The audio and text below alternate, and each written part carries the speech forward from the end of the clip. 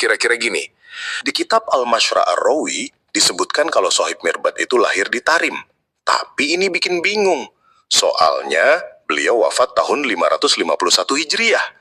Pertanyaannya, apa beliau lahir sebelum keluarga Alawi pindah ke sana dari Bait Jubair?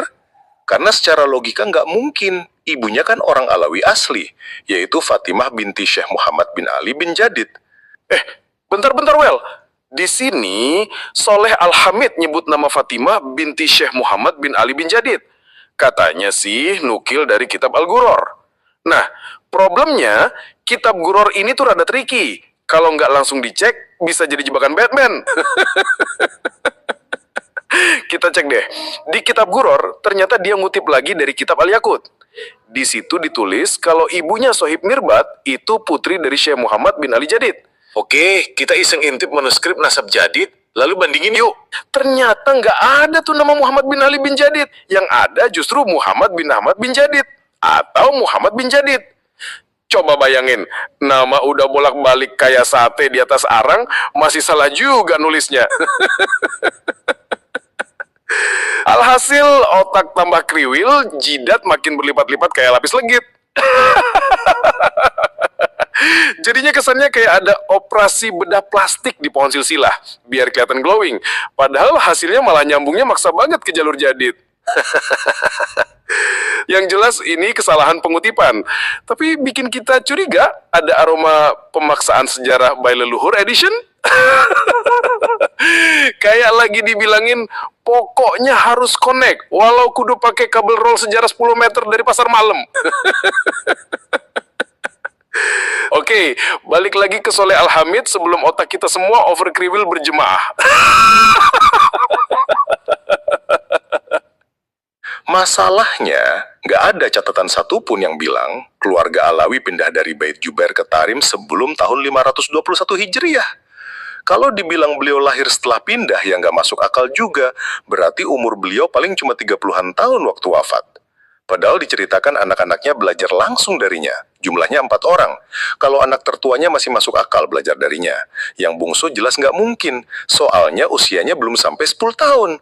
Apalagi diceritakan banyak orang datang berguru padanya, termasuk para ulama senior Tarim. Belum lagi setelah itu beliau pindah ke daerah Dhofar, makin terkenal dan banyak murid di sana juga. Nah ini jadi makin ribet karena si penulis kitab sendiri juga cerita bahwa Sohib Mirbat belajar langsung dari ayahnya, menemaninya, bahkan dapat khirqoh atau pakaian tasawuf darinya.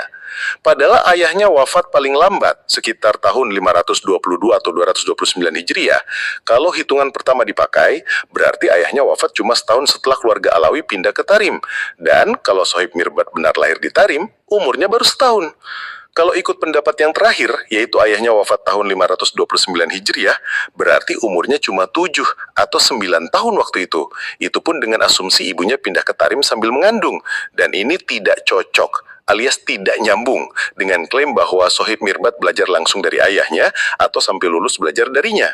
Dari penjelasan tadi, lu paham atau kagak paham sebenarnya urusan belakangan. Intinya, nih ya, Om Soleh Al-Hamid yang notabene Ba'alawi malah bingung sendiri sama kekriwilan sejarah Sohib Mirbat.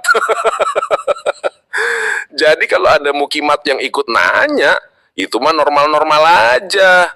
Yang nggak normal tuh kalau ada mukibin diem-diem baik, nggak kepikiran buat bertanya-tanya. Lah, wong junjungannya aja bingung, masa jongosnya sok-sokan ngerti. Oke, mari lanjut lagi ke Pitagorannya Om Soleh Al-Hamid ini ya. Mari ya. Kalaupun kita terima anggapan itu, dan misalnya Sohib Mirbat wafat masih muda umur 30 atau 35 tahun paling mentok, anggaplah ibunya udah hamil dia pas pindah ke Tarim, dan wafatnya di tahun 531 atau 536 Hijriah. Nah, kalau memang begitu, berarti beliau meninggal pas masih muda banget. Harusnya sih ini jadi sesuatu yang luar biasa dong. Bayangin aja, di usia semuda itu beliau udah jadi pusat perhatian. Banyak ulama senior zamannya yang datang buat belajar ke dia, padahal masih fresh-freshnya jadi anak muda. Belum lagi beliau punya wibawa besar, nama harum di Hadramaut, Dhofar, bahkan sampai Yaman. Raja-raja pun segan sama dia, semua orang berpengaruh takut sama karismanya. Gila banget kan? Tapi jujur, akal sehat susah banget nerima cerita model begini. Yang lebih masuk akal, Sohib Mirbat sebenarnya lahir di Bait Juber, lalu ikut pindah bareng ayah, paman, dan keluarga besar ke Tarim tahun 521 Hijriah. Jadi cerita bahwa beliau lahir di Tarim kemungkinan cuma salah paham atau keliru catat. Namanya manusia kan bisa salah, kecuali Allah yang nggak pernah salah. Nah, kalau kita simak serius catatan Om Soleh Hamid, vibes-nya tuh kayak lagi nonton investigasi kasus kriminal sejarah. Bayangin aja, Om Soleh begitu presisi ngeblejekin catatan manakib yang menampilkan Sohib Mirbat tampil kayak anak ajaib.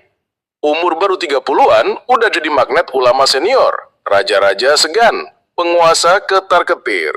Coba, kalau di era sekarang, ini levelnya bukan sekadar influencer, tapi founder startup spiritual unicorn. Tapi problemnya, logika Om Soleh agar susah nerima cerita model gitu. Yang bikin gemes, Om Soleh ini udah kayak nemu tanah emas. Sedikit lagi, gali bisa dapat berlian. Malah ditutup lagi lubangnya. Sambil bilang, itu cuma salah catat doang, bos. Namanya manusia bisa hilaf. Aduh. Tapi ya gimana lagi, selogis-logisnya Om Soleh, dia masih aja terkesan menghindari masalah krusial. Padahal kalau mau nekat gali lebih dalam, disitulah ketahuan intan berlian sejarahnya. Tapi ya, suuzon dikit nih gue. Kayaknya Om Soleh ini sebenarnya udah sadar kalau garis silsilah Ba'alawi emang nggak nyambung ke Nabi. Serba salah bro, mau dibongkar kena keluarganya sendiri. Nggak dibongkar, ya nanggung, soalnya udah terlanjur gali lubang sejarah. Aduh. Tapi tunggu dulu, ada satu catatan lagi dari Om Soleh yang menurut gue mind-blowing abis. Yuk, coba kita simak bareng. Masalah lain yang bikin bingung juga adalah klaim bahwa Sohib Mirbat dapat hirqoh, jubah simbolis sufi, langsung dari ayahnya. Soalnya, kalau istilah hirqoh disebut tanpa embel-embel, yang dimaksud pasti urusan tasawuf. Padahal, dalam kitab Hurur Al-Baha karya Sayyid Muhammad bin Ali Khairit wafat 960 Hijriah ditegaskan, jelas bahwa orang pertama dari kalangan Alawi yang masuk ke dunia tasawuf itu adalah Sayyid Ahmad bin Alawi bin Muhammad bin Ali Sohib Mirbat, alias cucunya Sohib Mirbat. Setelah itu baru nyusul keponakannya, Imam Al-Faqih Al-Muqaddam. Nah, Sayyid Ahmad ini wafat sekitar tahun 650-an Hijriah, sementara Faqih Muqaddam wafat tahun 653 Hijriah. Jadi jarak antara Imam Khali Qasem, ayah Sohib Mirbat, dengan munculnya tradisi tasawuf di keluarga Alawi itu lebih dari 1 abad. Ini poin yang menurut gue bener-bener kayak bom molotov. Bisa bikin narasi Baklawi soal tarekat Alawiyah kebakar sendiri. Serius loh, narasi tasawuf di kitab-kitab mereka tuh amburadul. Kayak skripsi mahasiswa begadang pakai kopi sasetan, timeline tabrakan, catatan belepotan, tapi tetep pede aja bilang ilmiah.